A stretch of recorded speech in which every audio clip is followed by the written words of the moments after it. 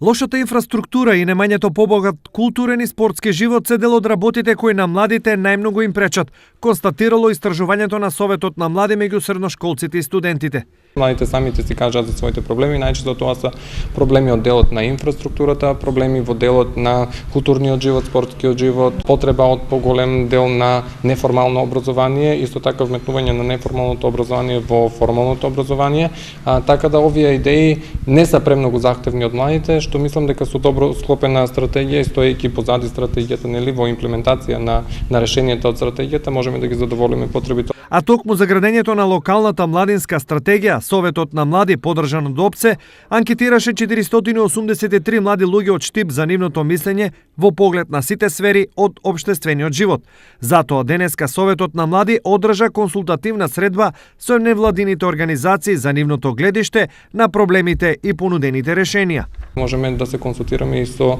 здруженијата на граѓани кои што ќе си ги дадат своите идеи, односно кои што ќе ги изразат прво проблемите на младите со кои што тие се сретнале и исто така ќе ги дадат и идеите за решение на таквите проблеми. Инаку, локалната младинска стратегија е стратешки документ кој ги планира чекорите кои треба да бидат превземени во следните 5 години, од 2018 до 2022 за подобрување на квалитетот на животот на младата популација од 14 до 29 години.